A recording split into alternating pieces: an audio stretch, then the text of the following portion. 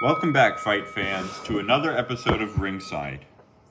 In accordance with the sad and early passing of the great British boxer Ricky Hatton, I have decided that it is only natural that we should also do a career overview of this outstanding fighter.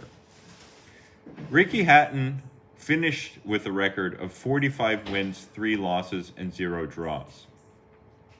He had a total of 284 rounds in his career, and he had a 71% knockout ratio.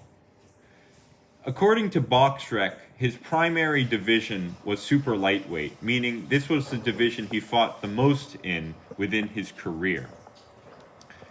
He was a very good British boxer, one of the best to come out of Britain, and he fought in a very, very difficult era in which it was very, very hard to stand out from some of the other fighters who had existed with Hatton and whom Hatton did eventually battle.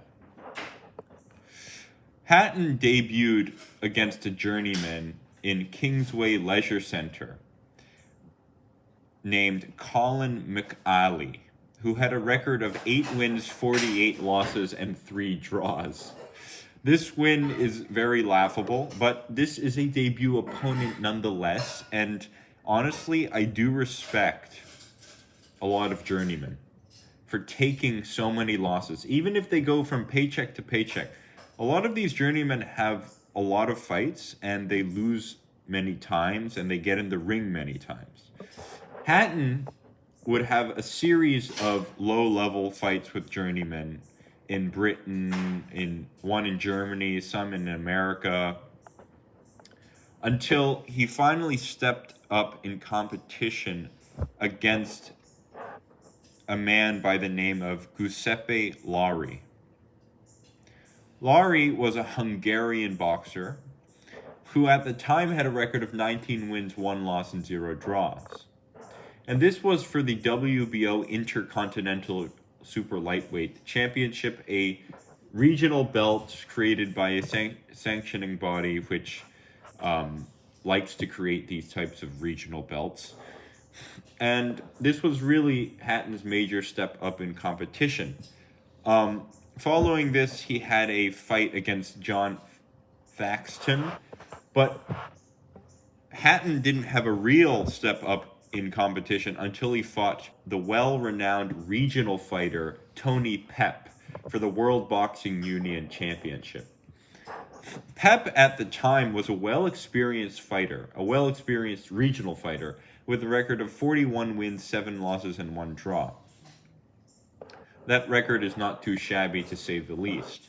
But it was soon after the Hatton loss that Pep retired. So Hatton did catch him at the later part of his career, but it was still a very good win in the beginning of his career. Following this, Hatton would defend his lower-level world boxing title, the WBU title, several times against a series of regional-level opponents. All of these opponents were either KO'd or were beaten by a pretty clear unanimous decision. Some of the most notable individuals in this run of Hatton defending the WBU title was Justin Rousil, Emanuel Maggi, Aldo Nazareno Rios, Ben Taki, and Ray Oliveira.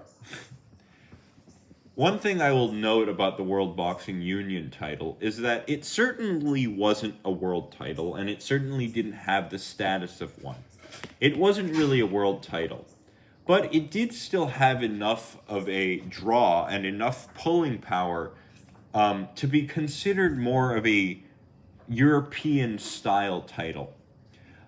The European title is the best title you can get outside of a world title, or it is that level, that general level of skill that is below the world title. And generally, I view these lower level, quote unquote, world titles as more so European belts that are treated as world titles. Hatton reflects a very good version of a champion. He was an individual who defended his World Boxing Union title several times, and he defended it against very good regional opponents who had winning records. Ben Tacky having a 24-4 record. Another individual, Dennis Holbeek Patterson, had a record of 44 wins, 2 losses.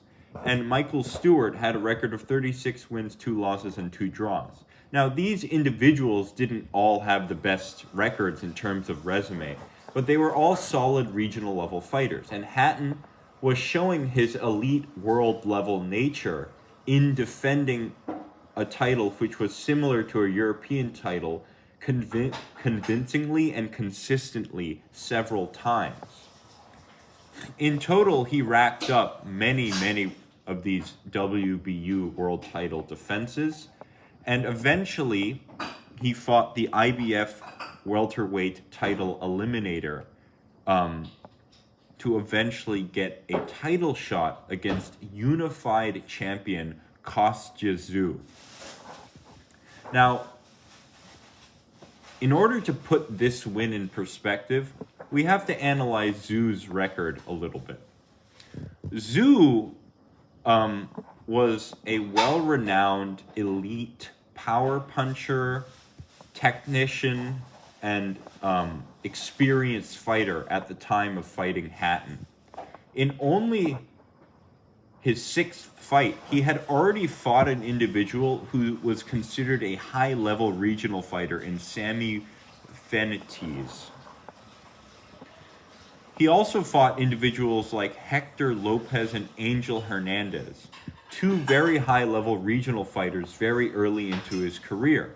And he was an individual who stepped up in competition very early overall. Now, Tszyu's notable wins consist of a win over Dios Hurtado, Zab Judah, Sharamba Mitchell, Ben Tacky, an individual Hatton fought, and a win over Rafael Rulias. Tszyu had only 1 loss, which was a stoppage to Vince Phillips. But Vince Phillips was no slouch himself. He had fought individuals like Vernon Forrest, a former opponent of Roy Jones Jr., Ray Oliveira, Sharamba Mitchell, who he lost to by majority decision. He had fought Ricky Hatton for the WBU title. And so Tszyu was only losing to the best, and he was beating the best. Hatton was able to stop and retire a 35-year-old, well-experienced, well-seasoned Kostya Tszyu. And he was able to do it in emphatic style. This is a S-tier win. It is a very, very, very high-level win. It is an elite-level win. And it is the standout victory on Ricky Hatton's resume. Following his win over Tszyu, where he won the unified IBF and WBA championship, he further fought more fringe world to European level opponents. These weren't really regional. These were European to fringe world following this. So, essentially, Hatton's run from Vince Phillips, who he beat by a dominant unanimous decision, all the way until Jose Luis Castillo, this undefeated run that Hatton was having, because Hatton was undefeated until this point, this run from Vince Phillips all the way until the fight before the Floyd Mayweather loss, which I will get to shortly, it was a very good run. Now, it wasn't packed with elite fighter or world fighter after world fighter, but it was the standout run and the peak of Hatton's career. So, following this, he got knocked out by Floyd Mayweather in the 10th round. And one thing I will say is that the Hatton win on Floyd Mayweather's record is one of the most underrated Floyd Mayweather wins. We have to remember that Hatton was in his best run of form before the Mayweather fight. And although he was moving up in weight, I think Hatton was completely capable of fighting at welterweight. Floyd Mayweather's win over Hatton's very good, and Hatton, at the point in which he fought Floyd Mayweather, was an elite fighter. Following the Floyd Mayweather loss, Hatton's career essentially went back down the mountain. He had 2 comeback wins, one over Juan Lizcano, who he won by a dominant 12-round decision, and he stopped Paul Malignaggi in 11 rounds. Now, this is another very good win, a very good world-level win. Malignaggi was an individual who fought a series of individuals like Miguel Cotto, Juan Diaz, Amir Khan, Adrian Broner, Sean Porter, Danny Garcia. He had a very long career. He was a lower-level, world-level contender, but this was a very good win because Hatton had caught Malignaggi earlier into his career. Following this, Hatton had his loss against Manny Pacquiao, which he got knocked out in 2 rounds at the super lightweight division, and essentially this marked the end of the Hitman's career. He had another fight after that against, I believe, a Ukrainian, yes, who at the time had a record of 32 wins and 1 loss, but he was KO'd in 9 rounds, and this was 3 years after the Pacquiao fight. So after the Pacquiao loss, that was really the end of his career, essentially. Overall, Ricky Hatton is definitely a fighter who reached his full potential. His style was a very good pressure-heavy. He was an elite pressure fighter. He kind of reminds me of a British lower-level David Benavidez. There are some striking similarities between him and Benavidez. I think Benavidez overall as a fighter is better, but the main aspect which characterized Hatton and Benavidez is that they have a very similar pressure-heavy style, which doesn't necessarily rely on great punching power, but relies on relentless behavior, a good gas tank, and a will to win. And Hatton was really a hitman. He would go after his opponent like a hitman, pressure them, and eventually break them down. This is what he did to Kostya Tszyu, and he reached a point in his career where he could truly be deemed an elite fighter. Overall, Ricky Hatton was a very, very, very good British fighter, and he will go down in the history books, the British history books, as one of the greatest British fighters. His achievements include a unified championship, several title defenses of his WBU championship, which is not a feat to be walked away from, because if he had defended this regional/world title only a few times, I wouldn't really have made it such a great achievement. But the fact that he was so consistently able to defend this title makes this a very good achievement, and honestly, in some ways, legitimizes the title in the case of Hatton. So, Hatton overall was a great fighter.